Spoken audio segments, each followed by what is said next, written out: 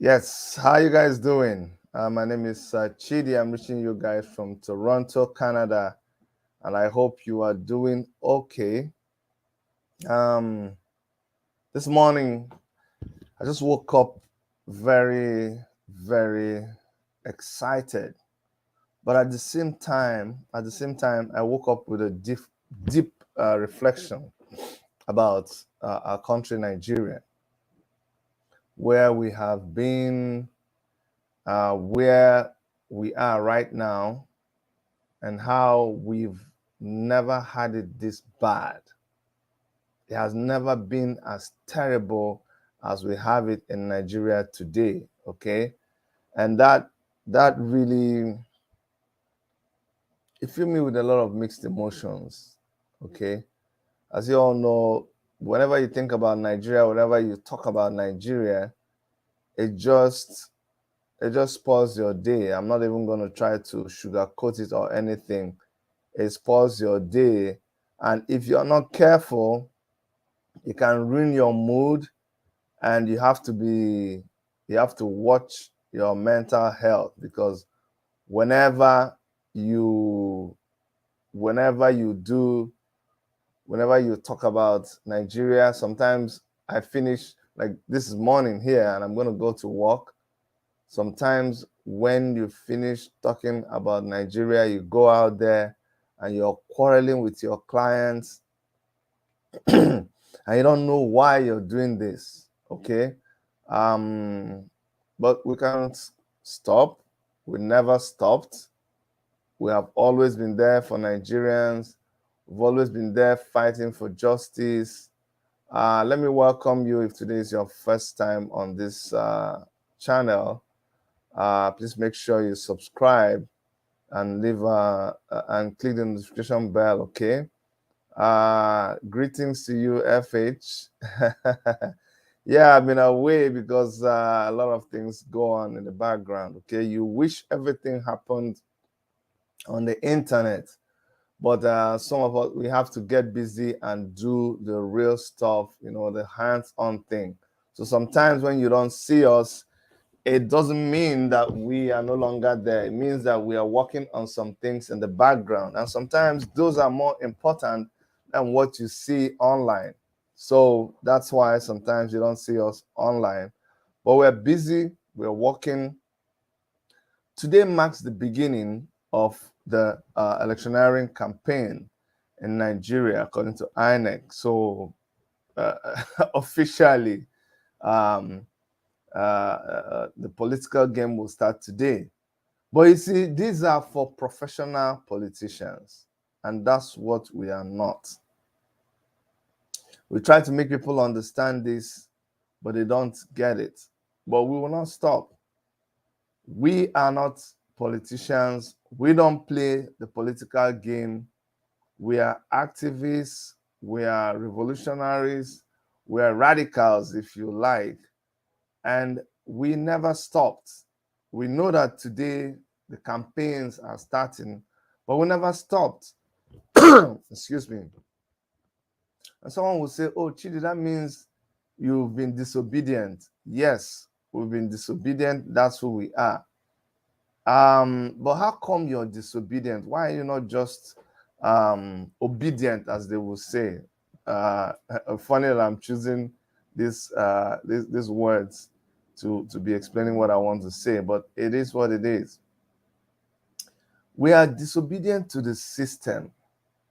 We are disobedient to the narrative that says you must comply, you must accept. We don't accept what the system is giving to us.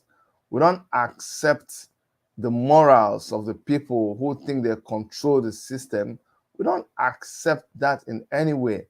And that's why we are disobedient. We've always been disobedient, and we will continue to be disobedient to these people until a time when we are able to change things. When we turn things around, there will not be any need, because in a system that works, the reason why a system works is because everybody obeys the law. Nobody is above the law. But where you have people who are running this system to be disobedient to the law, to not abide by these laws, then what excuse, what grounds does anybody have to ask us to obey these people? That's why we don't obey them. And so, yes, you would say, Chidi, why are you proud to say that you people have been campaigning all this while? I'll tell you the reason is because they never stopped. I don't know about you, but violence never stopped in Nigeria. Violence never stopped in Nigeria. Hunger never stopped in Nigeria.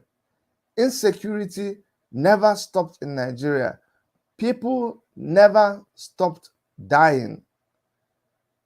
Do you understand? Everything, lies never stopped. Indiscipline never stopped. Bribery and corruption never stopped. Armed robbery never stopped. Kidnapping never stopped. Terrorism never stopped. And because, see, we don't live in a system where we conform. We are not conformists. Why should we? Oh, those politicians are waiting for today. before they can begin to. We are not about just talking about what we can do. We are about the doing. We didn't have to wait for today. We didn't have to wait for today because the things that we're dealing with are things that are live. It happens. As you speak, it is happening. People will go to hospitals and there is no medicine and they will die. Did you want us to wait for the 28th of September before we start addressing these issues? We went out there protesting all through the years of this administration. Why? Because things were not working out right. Did you expect us to wait up till now? No. We didn't have to wait. And so we've been campaigning against this government. Yes, we've been disobedient to INEC's timeline. We don't follow INEC's timetable. Yes, officially, see, that's what I told the people. We are a party that grew out of a movement. And so our activities in the Take It Back movement is what we translated into the political party, because you are not going to register a movement. You have to register a political party for you to be able to contest in an election. That's why we formed the African Action Congress. But there is no deviation from who we are. The people who defend the rights of the individuals, the people who will hold the government accountable. That's who we are.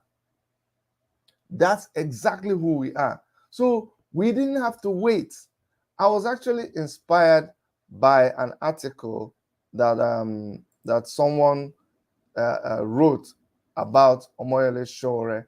It touched my heart because that really summarizes what we stand for in African Action Congress. For those of you who don't know, Omoyele Sowore is the flag bearer and presidential candidate of the African Action Congress.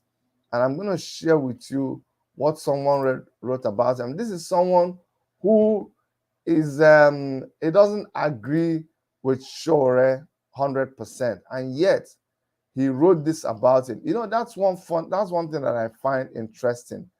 Even the people that do not like Omoyele Sowore, they have never refused acknowledging the fact that he is the best presidential candidate. And so this person wrote, he said, Sowore, the last of the radicals. And I'll read it with you. It says, the most fascinating presidential candidate in Nigeria today is probably the African Action Congress flag bearer. And it's easy to tell he's struggling to fit into a system where he's expected to kiss the ring of certain self-styled gatekeepers and kingmakers to find a seat at the negotiation table. Do you understand that? Sowore is finding it difficult to fit in. Yes, we know. People will say, oh, Chidi, you guys are not popular. Oh, you guys are not making waves. You're not going viral. Yes. Why? Because it is difficult for Sowore to gain acceptance from people, and without putting anybody down, without sounding insultive, people who seem to be suffering from the Stockholm Syndrome. Because if we are not suffering from this Stockholm Syndrome, you would find it difficult to understand why someone will be bowing down, will be accepting the people who put you in the position that you are right now in the nation. You'll be sucking up to them. You'll be going to them to take advice. So Sowore is finding it difficult because he has refused to do what they expect him to do, and that is go and lick, sorry for my friends, the asses of these people who have run our country down. Sowore says, no, I will not do it. I will not do it. Now, Omoyele Sowore established himself as a no-nonsense radical in the civil society, where his I, icon, iconoclastic, iconoclastic media organization, Sahara Reporters, was the most dreaded watchdog before venturing into the world's most demystifying profession. But unlike the comrades before him, he has refused to doff his ideological beret to the political establishment. Listen, this is what makes a man. This is what makes people respect you. That in season and out of season, you do not change. That is who you are. You are consistently consistent. Sowore is the same person that he has been from his days in school. Every time we talk, people say, oh, Students' Union president. No. Check what he was doing when he was Students' Union president. He wasn't just a student, but he was a student with the heart of a lion. They didn't just stop at their student level. They went and stood against the military, against the Nigerian military who were in power, because the military was in power then. In his days as Students' Union president, they stood against the military. They ran the military to a standstill. And because of that, a lot of their comrades died. The ones that did not die, like Omoyele Sowore, they were thrown into detention. They were tortured. He lost some years in school. He did not graduate. That is the price he had to pay for standing on what he believes, or what he believes. And that is what he took into Sahara Reporters. Journalism had existed in Nigeria for so many years. The people who dared to go to challenge the establishment, those who dared to challenge the establishment, like Newswatch magazine in those days. Remember Dele Giwa? Those who dared to stand against the establishment, they were killed. That is what happened to Omoyele. That's what happened to Dele Giwa. So Omoyele Sowore, venturing into the kind of journalism that he ventured into, he knew that it was a dangerous zone. He knew what he could be facing. But when he went into it, he came out blazing. And that's what this reporter was talking about. Let me go back and read again what he wrote. He said that before Omoyele Sowore established himself as a no-nonsense radical in the civil society, then from the civil society, where his iconoclastic media organization, Sahara Reporters, was the most dreaded watchdog before venturing into the world's most demystifying profession. But unlike the comrades before him, unlike the people before him, who are these people before him? People who come into politics and they compromise. He has refused. That means it is a continuous statement, not that he refused. He has refused to doff his ideology, to push back his ideology, his ideological beret to the political establishment. Sowore has refused. No, I am not going to change. I'm not going to bow down. You see, a lot of people, like my friend here who's already writing, he says, Sabo, because what we are saying is getting you where you don't like. When you go and you bow down to the person who put you in the situation that you are right now, you are the most miserable slave. I'm telling you, there is no explanation for that. There is no explanation for you to go and bow down and beg for the person who put you in the situation of poverty. Somebody took your car from you. Somebody took your house from you. Somebody raped your wife. And when others are mobilizing for how they will confront this person like a man, you went back to this person and you are kneeling down to tell the person that you are the greatest thing that has happened. Please, I want to beg you, don't be angry.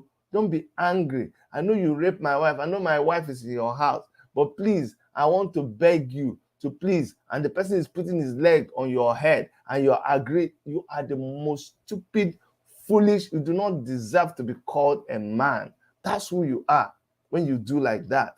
And so that is what Showore says he will not do. I don't care how people paint it, people try to justify it. You know, when you don't agree with them, they call you Sabo, like Mr. Benjamin here. That is their business. We're not going to compromise. And so as the campaigns start today for other people, because not for us, we did not start our campaigning today. We never stopped. From the first time we have been in the scene, we never stopped. Showore never stopped for 30 years.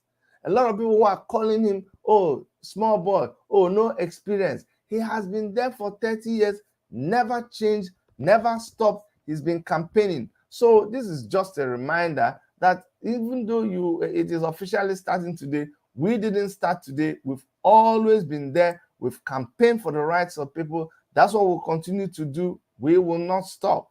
And so let me finish reading this article that this person wrote. It says, Showore's critique of Labour Party's Peter Obi and Yusuf Dati Baba Ahmed a few days ago after the duo visited former military head of state. Can you hear that? Former military head of state. When Obi and Dati visited former military head of state, this is the same military that I just told you that Showore fought. So it is easy for you to understand why the people who did not fight the military will go and lick their ass. But if you are like Showore and you were on the street and you fought these people and you fought them with their guns and you never bow down, it will be difficult for you to go back and bow for them because you know who they are. You experience them. It's not child's play. So that's why you understand why we will never bow down to somebody like IBB. We'll never sit down and negotiate what? Negotiate all the students that were killed? Negotiate all the people who, with negotiation?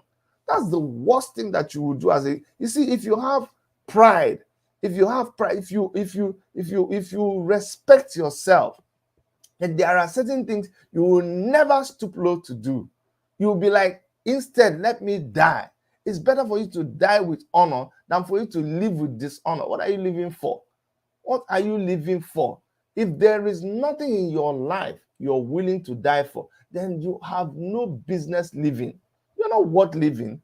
And that is what we're saying. We will not bow down to these people. We will not change our stand on them. They are killers. They are killers. They did bad. They did bad. They ran the country aground. Why are you trying to justify anything about them? So it says Showore's critique of Obi and Dati's visit to former military head of state General Abdulsalam Abubakar and General Ibrahim Babangida in Mina is a spark of his idealistic fire that has set him apart. You cannot be angry with him. You cannot say, oh, he's just doing this because he's running for election. No, this is who he has been. He has written about these people. He has told you about them. So they are not strange to him. In fact, some of the people that are going to meet them never knew about them when Omoyele Showore was already writing about them. He has been consistent. Remember, the person writing this doesn't like Showore that much.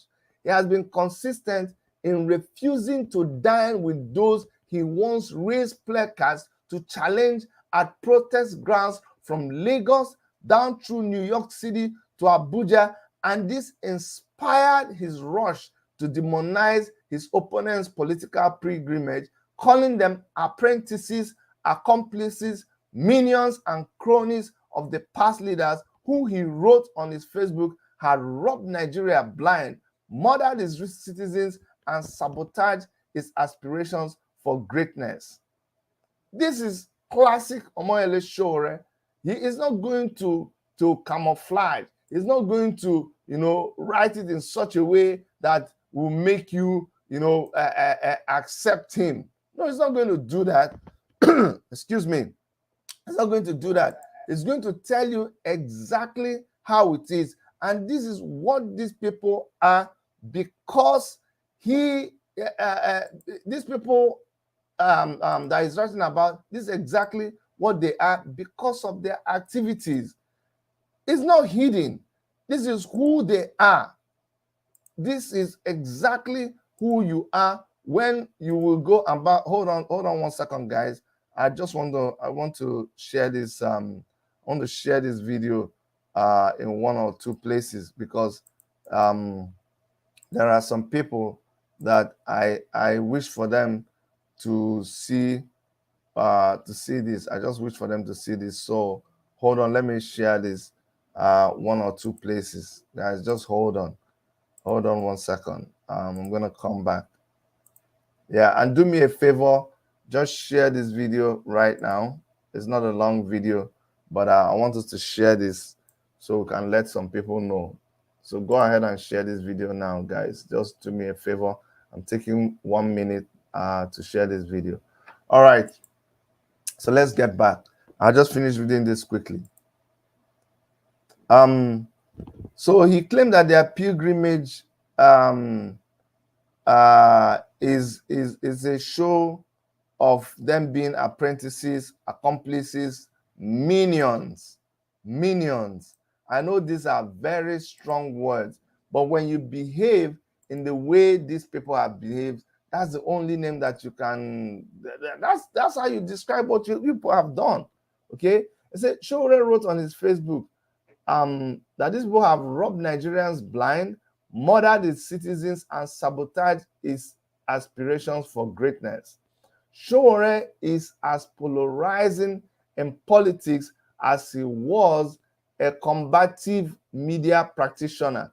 Showore didn't just publish articles. He was a combative, like he was there doing the job of journalism, not like so many people these days. They just go and copy and paste. Showore went there and he did the job. He talked the talk and he walked the walk, and he was using what was available. You understand?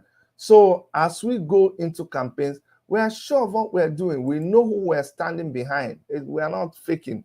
We are not even trying to say, oh, we are sure, we're not sure. No. So this reporter continued to write that even I have sorry. It says Showore is as polarizing in politics as he was as a combative media practitioner. And interestingly, his transition to partake in the game of begging for votes has not tamed his antagonism towards the government and the political establishment. It has only brought him back to the country he aspires to rescue and closer to the vengeance of the hostile characters he had characterized and mischaracterized on his platform as a newsman. His confrontational politics also shows he's not even practicing to be the version of politicians that excel in Nigeria. He is still trapped in his activist fatigues.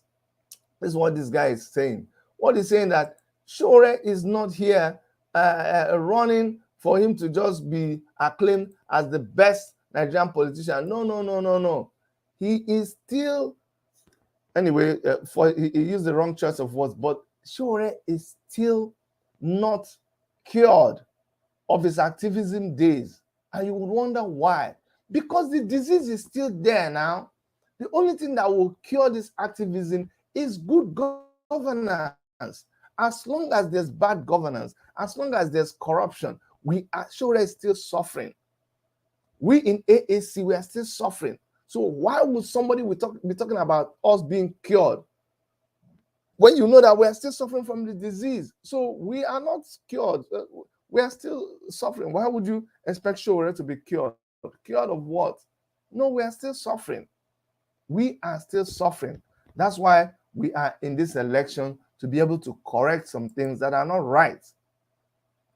Even though I've caricatured some of his paranoid political views, and he knew it, especially the anarchic tendencies of some of his positions, like exploitable revolution, now protest, and his uncritical defense of Nnamdi Kanu. Can you imagine? This is what I don't understand with people. I told you this guy doesn't like Showore, but you see, truth is the truth. Yes, he launched a revolution now protest against the government, and people thought it was too strong way back when they launched that protest in 2019. But look at today, what is happening. Today, everybody is shouting revolution. But you rejected it then. Social revolution, political revolution. card carrying revolution, election revolution, economic revolution. That has become the watchword right now. But when Omoyele Sowore said it before, it was too hard. And now he says it's uncritical defense of Nnamdi Kanu. Of course, Nnamdi Kanu is fighting for his right. Why do you find it difficult to accept? It's just like when I was confronting some Nigerian officials in Canada the other day. My friend who was with me was wearing an IPOB cap. Once one of the House of Reps members saw him, he started panicking. He became very animated. Oh, he's wearing a Biafran flag. He's wearing a Biafran flag. I'm like, are you crazy? You can wear anything that you want to wear. Here is a free country. You cannot judge somebody by what. If they won't, let them wear anything they want. You have, as long as you're not breaking the law. Which law says you cannot wear a Biafran cap? And that's the mentality of people. So it says he's on critical defense of Nnamdi Kanu. That is his right. Nnamdi Kanu has a right to ask for a referendum. It is his right. That is what the United Nations Charter of Human Rights provides for him. And Nigeria is a member of the United Nations, so he's not breaking any law. So if Sowore is defending him, he's doing so rightfully. I always applauded his sense of independence. He's also tolerated my disagreements with his methods and the think pieces written to oppose some of the sensationalizing reports dispersed by the media and campaigns he led, which I feared colored the width of regional and religious fault lines in the country. As an angry millennial in search of platform to share my perspectives of Nigeria's political misadventures, Sahara Reporters was a willing sanctuary. And so my generation of political observers, you see, you are grateful that Sahara Reporters did the job it did. But now you are critical of Omoyele Sowore. How does that work? You like the work he did, but you don't like, you like that a car got you to where you're going, but you don't like the car.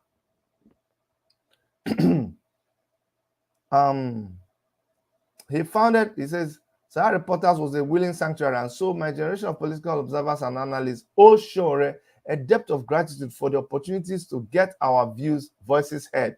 So he used Sahara Reporters to get his voices heard. He founded a platform that told truth to power. That is just why I like Sowore. He told truth to power, and even with his flaws, you can't tell the history of Nigeria's First Republic without its nuisance value. This essence of Sowore was the reason I emailed to meet him when I found myself in New York City a few years ago and staying at Millennium Broadway Hotel, which is Midtown Manhattan, the same borough as the famous Sahara Reporters headquarters will be. We'll be most happy to finally meet you in person. I love your writing and follow you all the time, as you know. He wrote in honoring my request to meet. He was running the New York Marathon that week, so we couldn't meet immediately. When we finally arranged to meet, it turned out that our stations were just 7 minutes apart. Approaching the address, I remember being amused and telling myself that if Nigerian politicians had the power to nuke Sowore and engine room of their misfortune, they would have done so.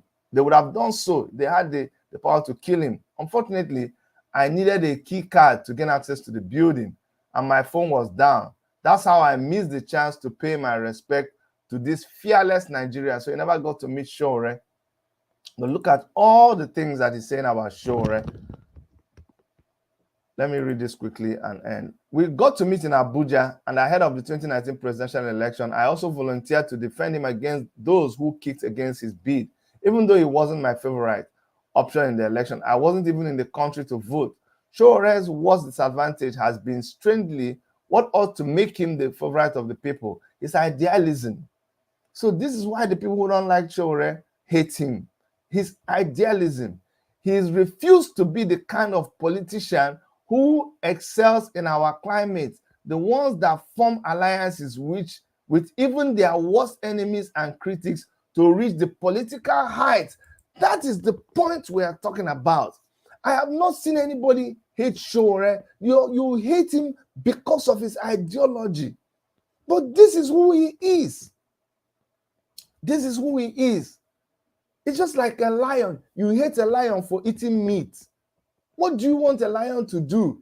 Because you want a lion to, you want to accept, you want you want the lion to beg for acceptance from you. And so he should come and eat, what they call it, bado or what. You want him to eat grass and cassava just so you accept it. The lion doesn't need you. The lion will still be the lion. The lion will still eat meat, no matter how small a lion is. If at all, it will eat grasshopper, but it will not eat grass just to make you happy. That's what the lion is. That's what Omoyele Sowore is. He will not compromise to make you happy. He will not be like other politicians. No, he will not do. The day he does that, we will back down. We will stop listening to him. Now, this idealistic proclivity must have sabotaged his politics, but it's laudable.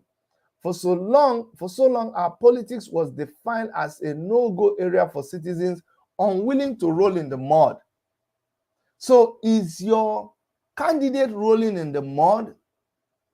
You answer that question. Is the person you're following rolling in the mud? Why? Just because they want to gain acceptance? Just because they want to win? Think, open your eyes, shine your eye well. Or kowtow to self-appointed kingmakers, ruling from palaces that should never have existed. From Mina. Who is in Mina? IBB. I am a kingmaker.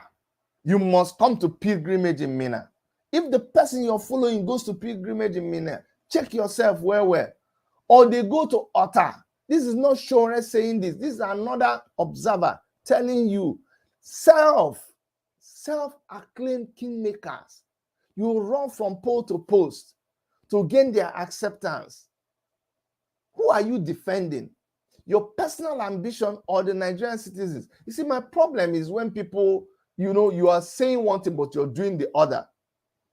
If you want to stand, just stand and say, you know what? I am doing this for my personal ambition. I want to win. I want to rule by anyhow. I want to rule. Then we know this is what you're doing. But don't say, no, it's not for my personal thing. It's for the whole of Nigeria. And you are going and kissing, rolling in the mud with these people. You are contradicting yourself. You need to stand on the truth. And the people I pity are people who see you and they don't want to accept the truth. You see, the worst thing that can happen to a human being is when you are lying to yourself. So these people that are lying to themselves, I wish they would get killed. Why firebrands? You see that Sowore refused to be like the people who go around self-appointed kingmakers who are ruling from palaces that should never have existed. They have their palaces in Mina and Otta. While firebrands like Aminu Kano were given a chance to at least think for a government, they failed. Think for a government, they failed in their bid to lead. Others like Gani Fawemi were betrayed by the very masses they spent their lives fighting for, ending up in jails in their pursuit of justice. So Sowore's refusal to acknowledge politics as a morally conflicting enterprise is good for the people. He aspires to be the opposite of those who visit the hilltop residences of our political influencers and kingmakers to kiss the ring, and while history may favor him and remember him fondly, his proximity to the seat of power widens each time he roars against those his supporters perceive as devils. A segment of P2B supporters rooted for Sowore in 2019 presidential bid, and they've registered their objections to Obi's visits to former presidents they vilify fiercely, aligning with Sowore's thoughts. But the difference between Sowore and Obi is that the latter is a thoroughbred politician. As a former governor and one who has won elections and fought hard to protect his mandate, he knows the system too well to realize that mere endorsement by the people isn't enough. You see that? So I want you to know that when you are fighting for someone, that is another thing altogether. You will help the person win an election, but the person is going to play politics the way they play politics, not for your sake, for their own sake. I've always said it, that the politicians are playing a different game, and you following the politician, you're playing a different game. You are needed for your votes. You come there, you cast your vote, they win. That's where it ends. You are not part of the negotiations that are going on right now. You're not part of the meetings. And they themselves, they say you don't matter. No, forget these people. These people don't understand. We understand. We've done this before. That's what this person is saying. They go to their meetings, they meet, they do their agreements, they form alliances without consulting you. You don't matter. So watch out. Be very, very careful. There is a victory that may await Sowore, though. His politics may be valorized as a breakthrough of a candidate and independent of the establishment if he escapes career-wrecking scandals in doing so. This could be his victory against the elite, whose consensus have long been our only solutions. We must make our politics practicable for all. Sowore should be scrutinized and judged fairly, a tradition with which he is of course familiar, but laughing at his bid is finding our misery funny. Did you hear that? Let me read again for you. We must make our politics practicable for all. That's what we must do. We must not just give up and follow the bandwagon and accept the system and say, you know what, this is what they've given us. We just have to play politics the way. No. We must make our politics practicable for everybody.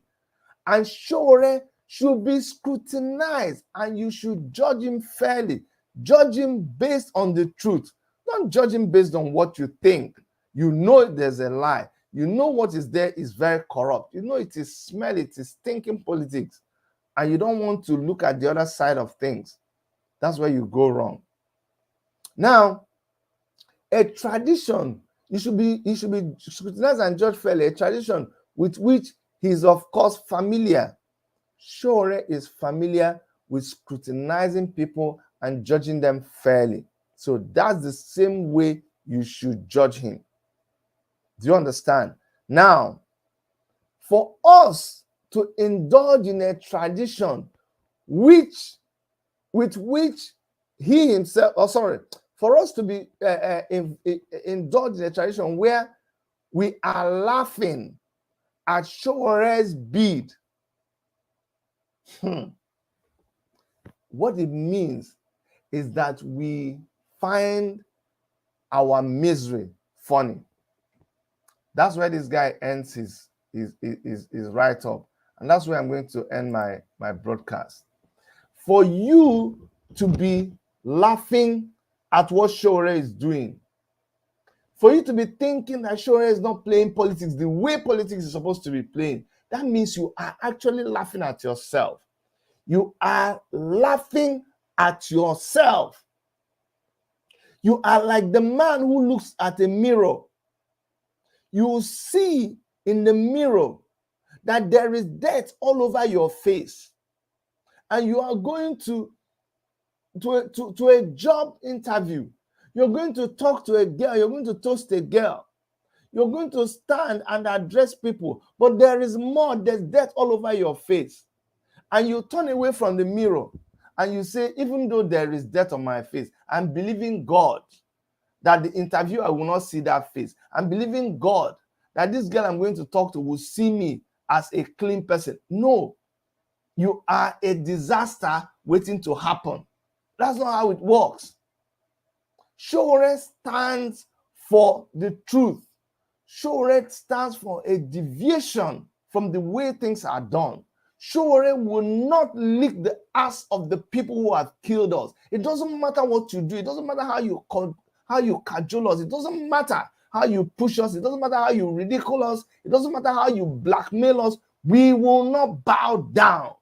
We will not bow down. Read my lips. We in African Action Congress, it's not just about this election. Today is the beginning of the election period, but we did not begin today. We never stopped. We have been campaigning, we have been fighting, and we will continue to fight. We will continue to criticize the status quo. We will continue to tell you that people like IBB are rogues. We'll continue to tell you that people like Obasanjo, who have designed themselves and appointed themselves self-styled kingmakers, are the worst thing to happen to us. We will not go to pilgrimage in their palaces. We will not go and beg them to approve us. No. We are Nigerians. We will stand. It does not matter whether you agree or disagree. As long as we are standing on the truth, we will not change. You can change. You can lick their asses. You can bow down. You can go and roll in the mud with them. You can go and dine with them. We have left that a long time ago. If not now, it will eventually happen, because truth is one thing that I know you will never subdue. Never. Lies will never subdue the truth. Evil will never trump against good. And that's where I'm going to stop today. Thank you so much for listening. I'm hoping that when it is time for you to make a decision, you'll make the right decision. I'm hoping that you will trust your inner conviction and you will not be afraid to stand by the truth. If you are afraid to stand by the truth, if you give up who you are and just follow the bandwagon and lick the asses of those people who have killed you, who have enslaved you, you have chosen to be a slave, I pity you, but I'm hoping that you will change. But if you don't change, may God be with you. My name is Dr. Chidi, and I'll see you guys on in our next broadcast. And on behalf of Dr. Erica, I want to thank you for listening. Bye-bye. And vote for AAC, the African Action Congress. AAC Action. Action, no going back. Thank you very much.